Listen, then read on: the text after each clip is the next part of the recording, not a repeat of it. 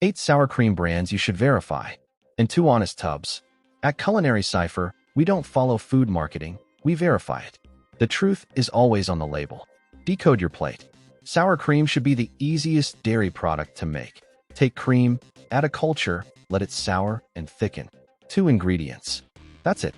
So it's genuinely surprising how many tubs in the dairy case pad that out with starches, gums, and thickeners, or aren't even legally allowed to call themselves sour cream at all.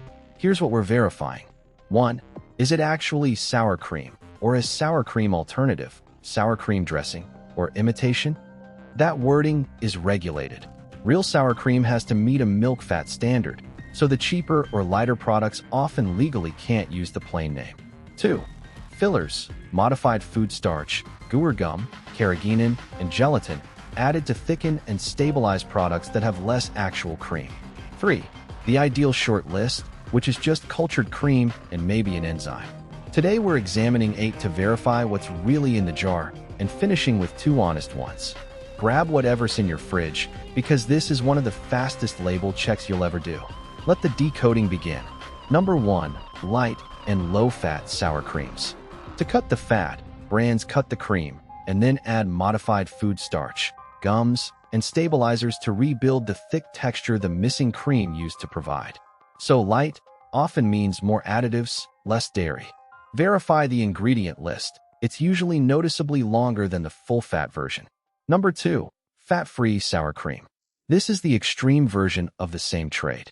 With the cream essentially removed, the body comes almost entirely from starches, gums, and thickeners, plus added flavor.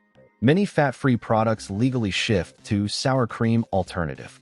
Verify the front name and the back list. It's a very different product than full-fat. Number 3. Store brand and value sour creams. The cheapest tubs often stretch the cream with starch and gums to hit a price point. Cheap doesn't always mean simpler. Verify, because some house brands are clean and some are filler-heavy. You can't tell from the tub. Number 4. Sour cream dressing or sour cream product. If the tub says dressing, product, or alternative instead of plain sour cream, that's the legal tell that it doesn't meet the milk-fat standard for true sour cream. It's usually a cream and oil or starch blend. Verify that one word on the label. Number 5. Sour creams with carrageenan. Carrageenan is a seaweed-derived thickener that's common and approved, but some people choose to avoid it for digestive sensitivity. If that's you, verify whether it's in your tub. Plenty of brands now skip it. Verify if you wanted plain cultured cream rather than a pre-seasoned dip base. Number 7. Extra thick or restaurant-style tubs that thicken with additives. Some get their luxurious body from genuinely more cream, and some get it from extra starch and gums. The marketing word doesn't tell you which. Verify the ingredients to see whether the thickness is dairy or thickener. Number 8. Non-dairy and plant-based sour cream. These are a fine choice for dairy-free eaters, but they're a built product. Oils, starches, gums, and cultures engineered to mimic sour cream, not a simple 2-ingredient food. Verify so you know it's an engineered alternative, which is exactly what a dairy-free person wants, but worth recognizing. Before we keep going, take a step back and notice what we've found. We didn't need to memorize complicated ingredients. Let's talk about why the full-fat, real-ingredient version is worth it beyond just being cleaner, because there's actual food science here that affects your cooking. Sour cream is an emulsion, fat and water held together in a stable suspension by the cream's natural proteins. When you heat full-fat sour cream gently, that emulsion mostly holds, which is why a dollop stirred into a warm sauce mixes in smoothly. But light and fat-free versions have had much of that fat removed and replaced with water plus starches and gums to fake the thickness. The problem is that those stabilizers were chosen to survive sitting cold in a tub, not to survive a hot pan. Drop low-fat sour cream into a simmering sauce, and it's far more likely to break.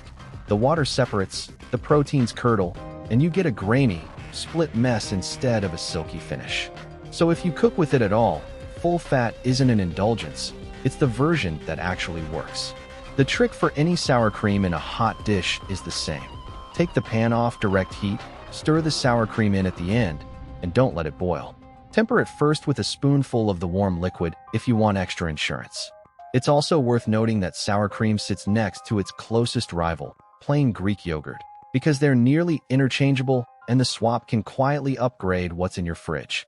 Full-fat plain Greek yogurt has a similar tang and thickness, usually more protein, and often a one-ingredient label of its own. It works on tacos, baked potatoes, and chili just as well, and in many baking recipes it subs in 1-for-1. The one place to be careful is high heat. Yogurt breaks even more readily than light sour cream. So the same off the heat, stir and last rule applies, only more strictly.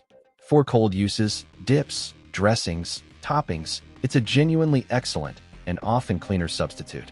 The broader point is that you're not locked into the sour cream aisle at all. The honest tub you want might be a yogurt sitting one case over. And don't overlook the simplest telltale sign: price per ounce on the clean version versus the stretched one. People assume the 2-ingredient sour cream costs a premium, and it frequently doesn't. The filler-heavy light tubs are often the same price or only pennies cheaper because the starches and gums aren't there to save you money. They're there to cut the manufacturer's cream cost. You're paying nearly the same to get less actual dairy and a longer chemistry set label. Once you notice that, the choice gets easy. Now here are 2 honest tubs. First, Daisy.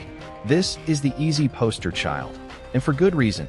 Regular Daisy sour cream is famously just 2 ingredients. Cultured cream. No starch, no gums, no fillers. It's widely available and usually priced right alongside the additive-heavy competitors, which makes it one of the simplest clean swaps in the whole dairy case. Read the tub and you'll see how short the list really is.